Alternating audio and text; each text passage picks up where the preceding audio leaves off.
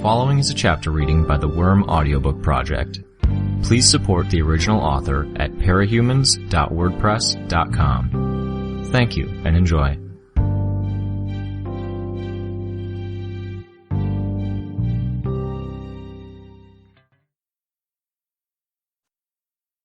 They ran, their feet sliding on the side of the building. One misstep meant possibly stepping through a window, slicing a leg open, or falling through. Making things even more hazardous, the concrete of the building's exterior was slick with moisture and ice. Luke was in the front, carrying Noelle. Twice Luke lost his footing, but he managed to keep from sliding through a window pane. But it was slowing them down.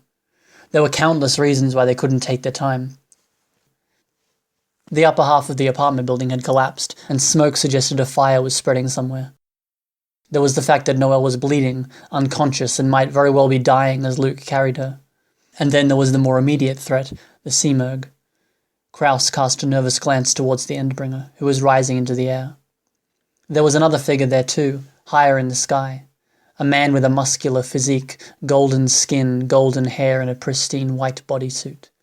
Kraus recognized him, Scion. Definitely not someone he'd ever expected to see in person. Scion and the Seamerg both moved in the same instant. A beam of golden light turned the road into glowing dust, and the Seamerg evaded by flying to the left, taking cover on the other side of a nearby skyscraper. Scion followed, turning the beam her way. The lance of golden light sheared through the building as if it wasn't there. As the remains of the skyscraper crumbled to the ground, the already difficult run across the side of Luke's toppled apartment building became impossible. Kraus let himself fall, kicking out with one leg to brace a foot against the corner of a window. He caught Marissa and stopped her from sliding onto the window and falling through. "Fuck!" Luke shouted. Fuck me!" "Third time isn't a charm for you," Kraus thought. Luke had put his leg through a window, and his leg was slit open from the base of his foot to his knee. Kraus belatedly realized his friend was wearing socks. He'd taken off his shoes as he'd stepped inside his apartment. No wonder he has no traction. He was interrupted as Scion fired another beam further away, following the Seamerg. It was surprisingly quiet for a weapon that was obliterating 300 or 400 feet of road and felling 2 or 3 buildings with each 2-second burst, but the resulting chaos of falling buildings was deafening. Kraus was torn between staring and averting his eyes in fear. He went with the former. He wanted to be paying attention in case Scion happened to turn the beam their way. Not that he'd be able to do much. "How bad is it?" Kraus finished, glancing at Luke. I'm not sure. It doesn't hurt that much." "Can you move your foot?" Marissa asked. "Yeah." "Okay," Kraus said. "Give me Noelle." Luke didn't argue. Kraus crawled on his hands and feet to get to his friend, helping him up. Then he got help from Luke and Marissa to rise to his feet with Noelle in a piggyback position. Marissa tied the sleeves of Noelle's sweatshirt together so Kraus could hang the loop around his shoulders. With his hands, he kept her toes from dragging on the ground. The fight was getting more distant as Scion continued to fire at the retreating shape of the Seamerg. Kraus could make out her alabaster form, wings spread as she swooped and darted between buildings to evade Scion's fire. The cloud of dust and debris that had followed Scion's attacks in their immediate area blocked his view as they continued their progress across the city. "We're safe for the moment." He turned his attention to their present circumstances. Luke had no traction, and his leg was hurt now. Kraus didn't trust himself to manage with his burden, which meant someone else had to lead the way. Someone that wouldn't slow them down. "Marissa. She used to dance. She's the most sure-footed of us. Take the lead? Check our path is clear?" She nodded. Her eyes were wide, her gloved hands gripping the zipper tag of her sweater's collar, fidgeting. She's in shock. Saw her best friend die. But she would have to deal. They didn't have time to mourn, to tend to their wounds or play it safe. They had to escape before the fight came back this way. "We still have to get down from here, and we aren't well dressed." The temperature last he'd looked was supposed to be 14 degrees Fahrenheit, or somewhere in that neighborhood, but it felt colder. "If we have to climb..." Jess shrieked, and Kraus turned his head to see why.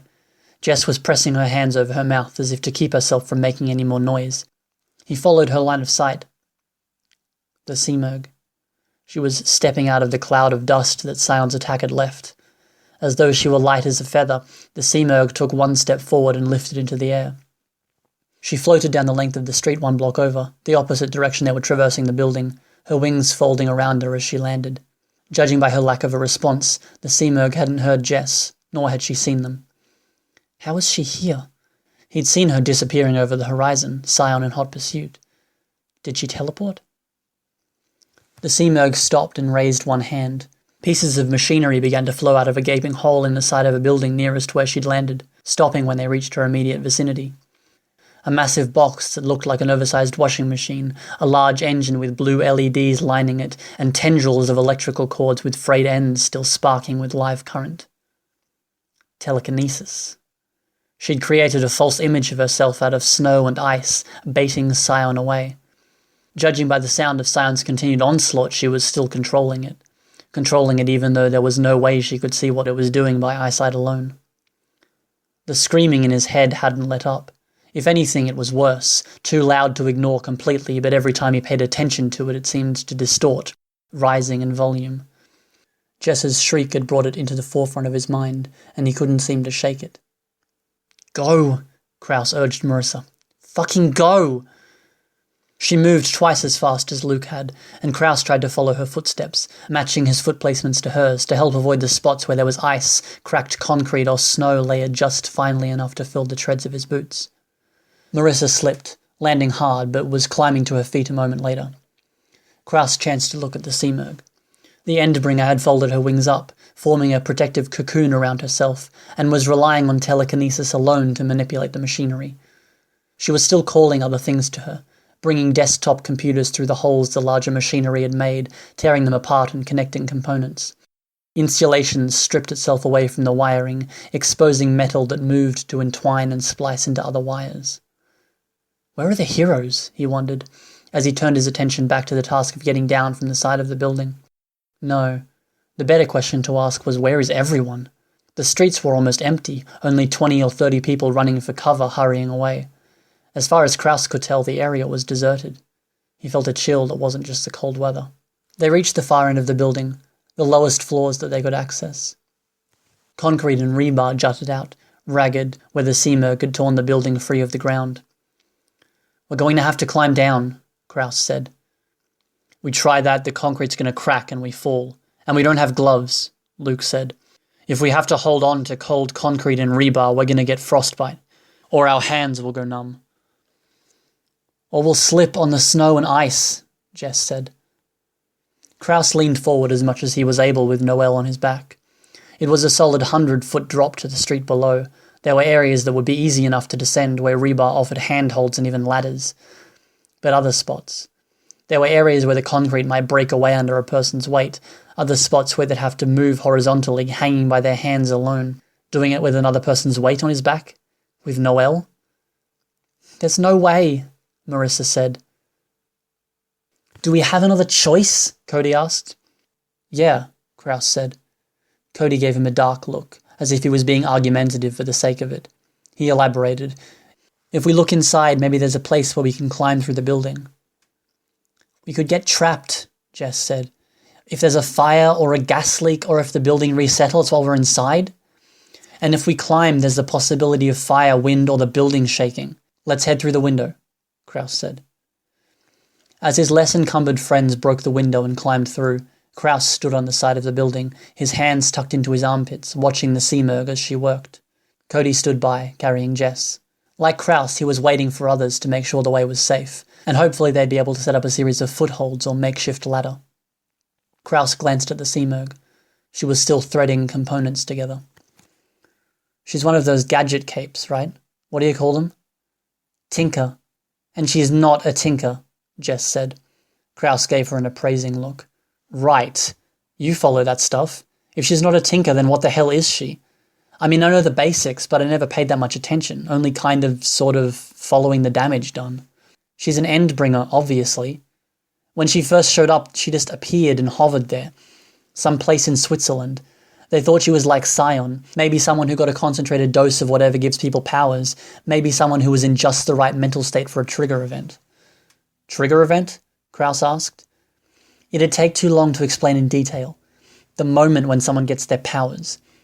The idea was maybe she and Scion met some specific set of conditions. So the whole world watched for something like 3 days to see if she would be another scion or if she'd be something else. People approached. She even communicated with them some. Not talking, just gestures, I guess. Interacting might be a better word. And when we thought things would be okay, she made a move. The entire population of the city around her, with all the people who would come to talk with her and research her. Jess trailed off, stopped. Anxiety etched her face. Marissa was midway through climbing down through the window, looked up at Jess. "What happened?" Cody asked. "I remember hearing something, but I was a toddler then, and I didn't figure I'd ever actually see her." "I don't want to say," Jess said. "It would distract you guys." "Hey," Kraus cut in. "That's not cool. Not your call to make." Jess glared at him. There was a sudden movement from the Seamerg, tearing sections of wall free from the nearest building, maneuvering them to form a makeshift barrier in midair. Not 1 second after the barrier was in place, a pair of heroes flew around the corner. One had a force field bubble around him that exploded on contact with the wall, while a woman fired blasts of energy that sent the fragments of concrete plummeting to the ground. How did she know? The Seamerg had seen them coming? The Seamerg flexed her wings, and snow raised around her. Kraus nearly lost his footing as the snow that had piled on the side of the building began drifting towards the Seamerg, an almost gentle push from behind him. The snow condensed and pummeled the two heroes. The bubble man formed another shield around himself, but he left his companion out of it, choosing to interject himself between the Seamerg and the woman. A section of concrete from a building to the right of the heroes flew free and caved in the costumed woman's skull. She dropped out of the sky, her head a bloody ruin that Kraus couldn't make out in the midst of the flying snow. The bubble man flew forward, aiming not for the Seamerg but the machinery she'd gathered to one side. His force field swelled, a blue-green that glowed brighter and whiter with every passing second. Just as he reached the machinery, it reached a critical level and detonated. The Seamerg was already putting one wing between him and the machinery. She took more damage than the machine did, and even that was minimal. Scorched, scattered feathers. She retaliated, sending rubble, snow, and debris in a constant, consistent assault against him. He raised force fields to block the attacks, but each was shut down before it could approach critical mass for detonation. He retreated 100 feet or so, and the Seamerg began working on the machine once again, giving him only cursory attention. "Come on," Marissa called. Kraus cast one look at the Seamerg and the lone hero, then hurried to the window. The others had moved the refrigerator so it was directly below the window, and Luke stood on top, ready to accept Noelle as she was handed down. It took a second to free her sleeves from around his shoulders, another second to work with Cody to lower her down. As he watched Cody taking hold of Noelle's arm and waistband, he was struck with the idle recollection that Cody had been one of the people who'd tried to approach Noelle, one of the first to ask her out and be soundly rejected. He'd nearly forgotten. It went a ways toward explaining some of Cody's anger. He had to shake his head and refocus on the task. Noelle was being handed down to the others at the base of the refrigerator, and the way was clear for him to make his way inside. He helped Jess down, then they made their way to the front hall. He opened the closet door and began handing out coats and gloves. Luke tried on some boots until he found some rubber ones that were big enough. "How's the leg?" "Hurting more, but I can still walk." Kraus nodded. With Marissa and Luke's help, he got Noelle in position on his back, then opened the door of the apartment and hopped down to the wall beneath. That left them the task of breaking into another apartment, kicking at the door in an attempt to dislodge it. Not as easy as it looked in the movies, especially with the threat of falling through and dropping 10 or 15 feet down someone's front hallway. "It keeps getting worse. The music," Marissa complained. "It's like it's stretching between 3 notes, and the moment I think there's a pattern to it, it changes." Kraus glanced at Jess. What does she know? To Marissa, he said, "It gets worse if you pay attention to it. Focus on what you're doing. Distract yourself if you have to." Marissa bit her lip. The door broke, and they had to catch Oliver before he dropped through. They climbed down using handholds from the closet door and door frame, then made their way to the lowest point. "That smell," Marissa wrinkled her nose. "Raw sewerage," Luke said. "Pipes were destroyed when she tore this part of the building free, probably. And they're spilling out here." "It isn't raw sewerage," Kraus thought. "It's the smell of death." People had shit themselves as they died, somewhere nearby.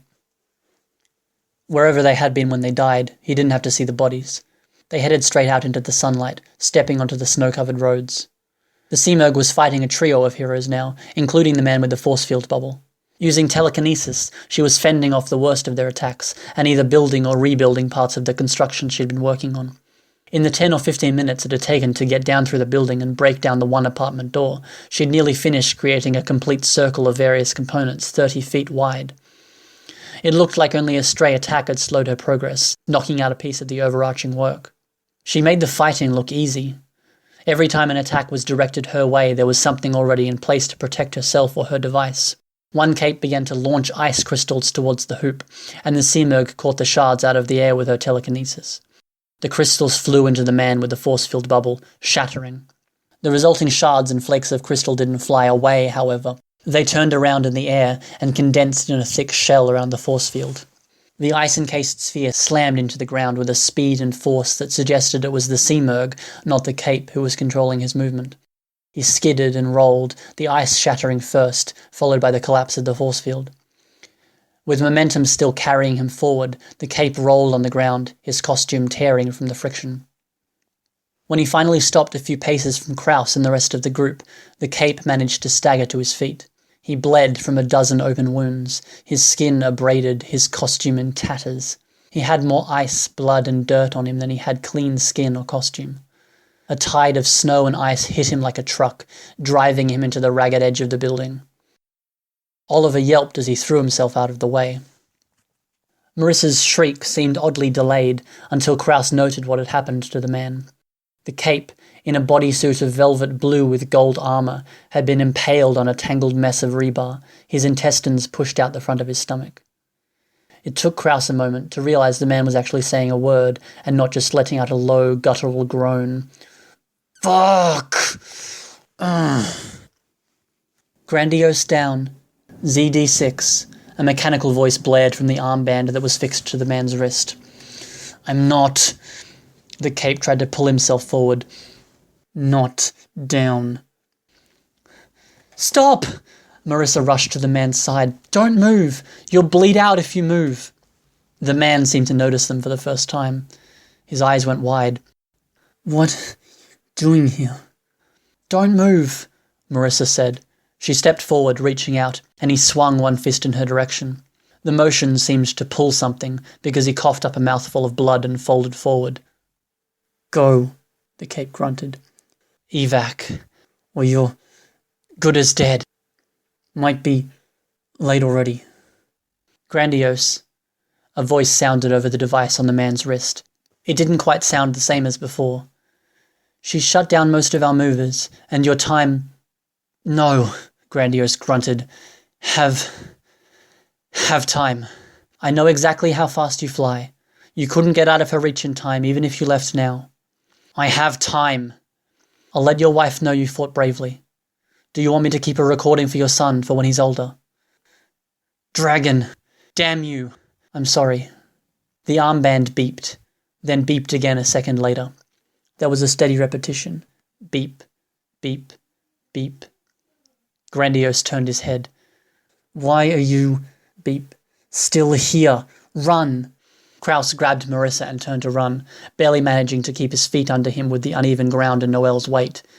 He glanced over his shoulder to see the cape pressing the armband against his collarbone. They weren't 4 paces away when the armband detonated. A small, localized blast that didn't even consume him in entirety. It did take his head, most of his upper body and his left arm. The remainder of him was scattered around the surrounding area. Kraus stared. The fuck? Cody screamed, staring. Go, Kraus said. Go, just run. They ran, putting distance between themselves, Grandiose's remains, and the fighting with the Seamerg. One wave of capes was retreating, backed up by another squad. A woman with a black costume, a heavy cape, and straight black hair flowing from the back of her helmet led the charge. Alexandria. The heroine dove at the Seamerg, and the Endbringer was quick to fly to one side, reaching out to catch Alexandria with her telekinesis and use her momentum to force her into the street. The road caved in, sections of pavement with accompanying drifts of snow falling into a sewer or storm drain beneath the street. The hoop nearly tipped over, and the Seamerg caught it with her power. There were 4 other capes in the area, 2 on the ground and 2 in the air, and she was forcing each back with pelted ice and fragments of concrete. Unmolested, the Seamerg spread her wings wide and rose into the air, towing the hoop of exposed computer chips, wires, and assorted pieces of technology after her. Wires trailed from it to nearby buildings. "That explosion," Luke was saying, panting as he ran with a lopsided gait. "They blew up their own person. Why?" "Because he'd been here too long," Kraus said. He glanced over his shoulder, saw the various components of the circle crackling with current as it rose behind the Seamerg, like a gargantuan halo, wide enough that it nearly exceeded her wingspan. Alexandria was pulling herself out of the rubble, shouting something. They were a distance away, but her voice could carry. The electricity died, the great circle going dim. They'd cut the city's power. "Come on," Luke urged them. There weren't any more people on the streets. Were they hiding inside, crossing their fingers? Or had he underestimated how fast people would clear out? There was a flash behind them. The hoop was live, with twice the power as before, and the brightness of it made the overcast sky seem dark by contrast. The snow and dust that the Seamerg and Scion had kicked up weren't helping on that count either.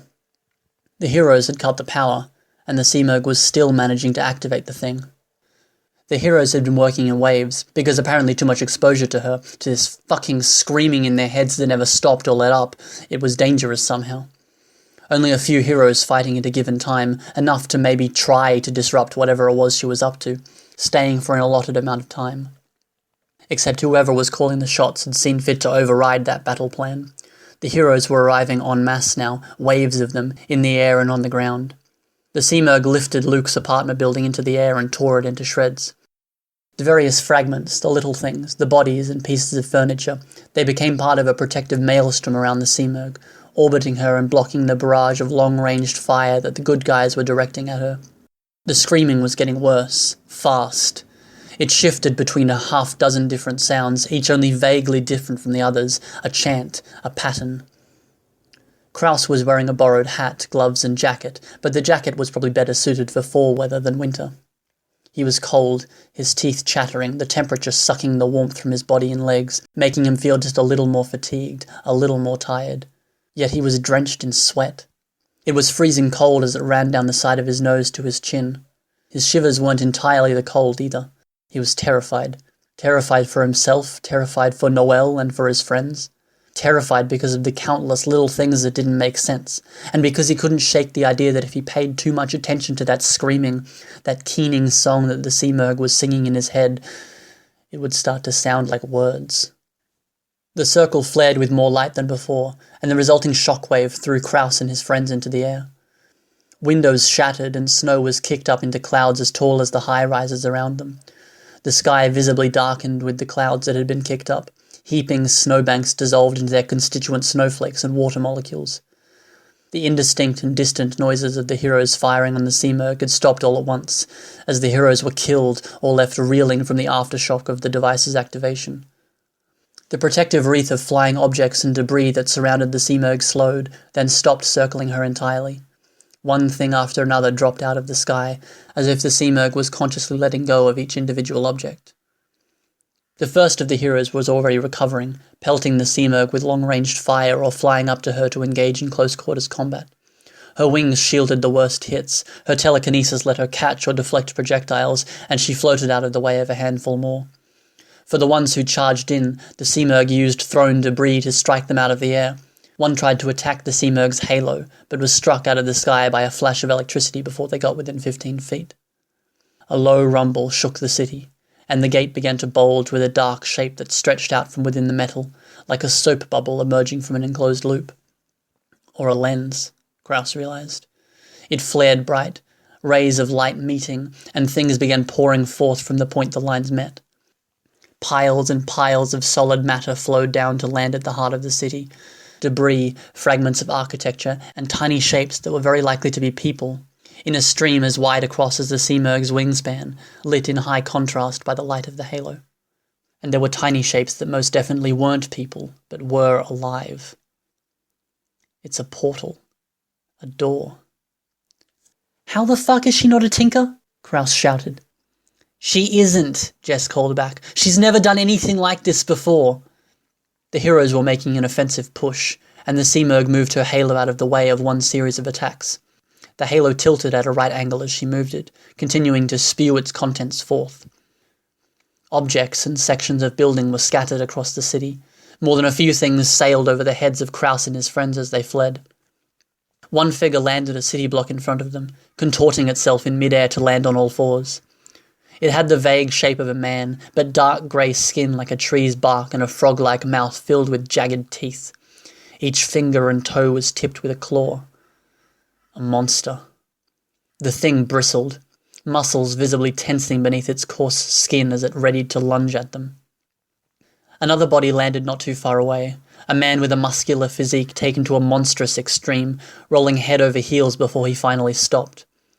He might have weighed 500 pounds, stood 8 feet tall, and had an exaggerated bodybuilder's frame, an underbite, and a Neanderthal brow. His limbs had been shattered by the landing. The frog-mouthed thing leaped onto him and began tearing him to shreds. Easier prey. Marissa led the group through a side alley, screamed as an object was flung into one of the buildings they were running between. A stainless steel bathroom fixture, it punched through a window and part of a window frame, caused a catastrophic series of crashes as it sailed through the interior of someone's apartment. Something nearby screeched, the kind of noise that reverberated through bones and organs, and Kraus could feel his sense of balance dissolve. His knees turned to rubber, and he nearly ran face first into a wall as his vision swam. Jess threw up over Cody's shoulder, followed by Cody vomiting as well. Even as he felt the effects of the sound recede, Kraus couldn't avoid emptying his own stomach. Noelle stirred, squirmed. He struggled to change position so she wouldn't vomit onto the back of his head. The remains of her breakfast, a coffee and a donut, spattered onto the ground just by his right hand. Was that the Seamerg? No, the scream was something else. Another monster. Don't. No. I've tried so hard, Noelle mumbled, not even lucid. Keep trying, Noelle. Stay awake and keep at it, Kraus said, struggling to his feet. The effect had dissipated. He wanted to be gone before that frog thing gave chase. Something heavy struck a tall building in front of them, across the street from the alley's mouth. There was an explosion, and within seconds the building was burning, billowing with plumes of smoke. Kraus led the way through the mouth of the alley, turned to check on the others and saw Luke on the ground. He'd fallen. Marissa gave him a hand standing and supported him as he ran. Come on, we don't have time to waste. But Kraus wasn't willing to go ahead either. They had to stay together, especially with the danger posed by the monsters that had been scattered around the city. The way he was carrying Noelle, he couldn't check on her, couldn't make sure she was still breathing. He needed the others with him. Stepping out into the middle of the street, Kraus had a view of the fighting. The Seamerg was still airborne, and the Halo Gate was still active, spewing more creatures and ruined architecture into the streets. A flash of golden light signaled Scion's return to the scene of the fight. With one attack, he severed the halo in half, but the portal didn't disappear. Instead, like watercolor paint, a different perspective began to bleed into the surrounding sky. Too bright, too blue a sky, with pale, squat buildings almost glowing in the comparative absence of clouds. Larger chunks of building, massive rocks, and even chunks of earth with several trees rooted in them began to spill out and plunge to the ground. Scion held back on shooting again, instead charging himself with power. When he released it, it manifested as a slow radiance, a sphere of light that expanded from him in slow motion.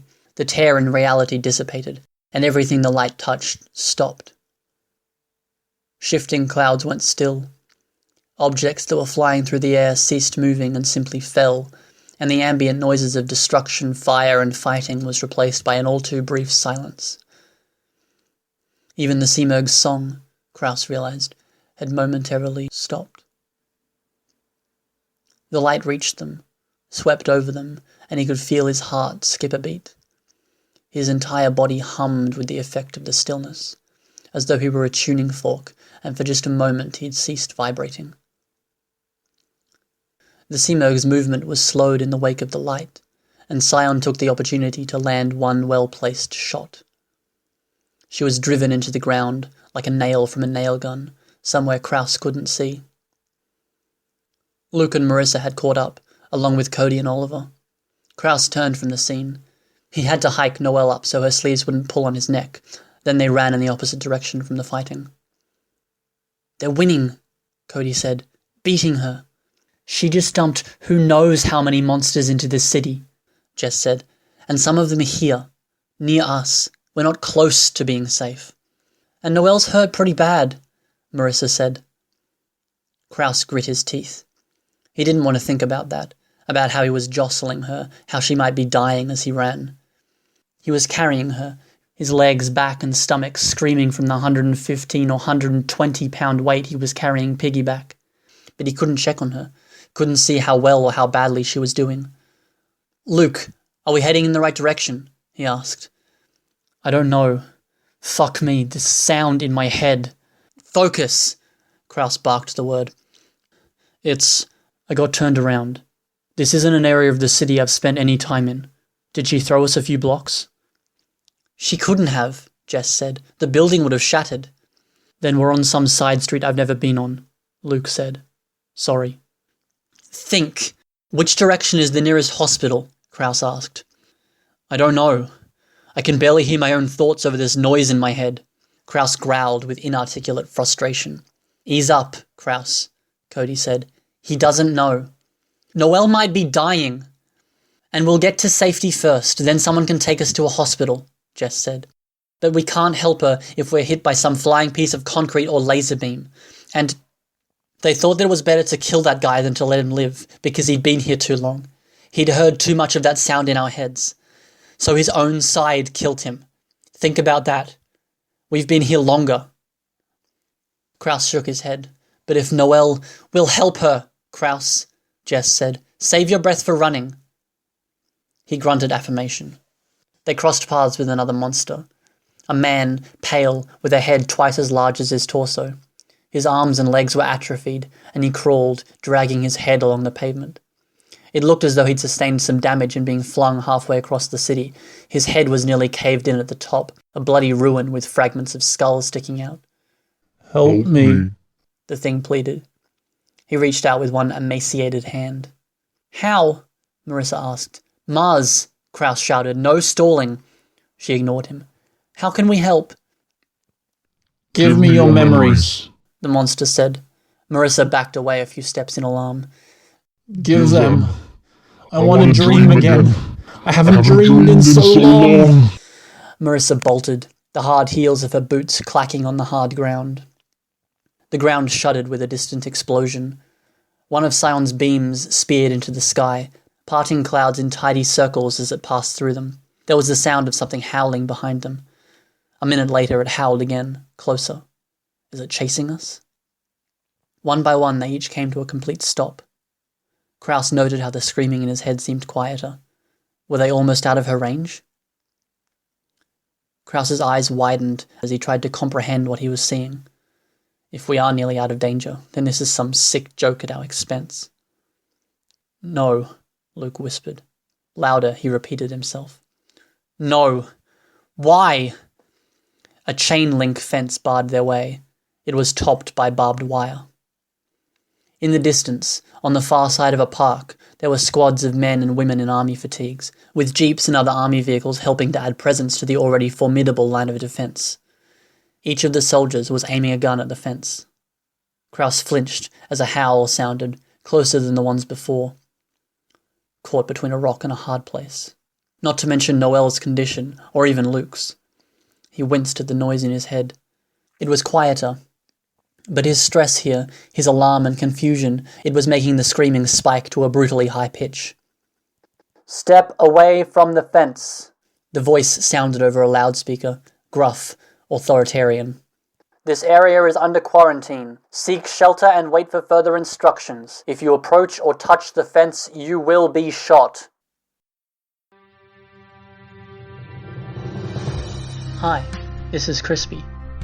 You just finished listening to a chapter from Arc 17, Migration, from the web serial Worm by J.C. McCrae. This production is brought to you by the Worm Audiobook Project.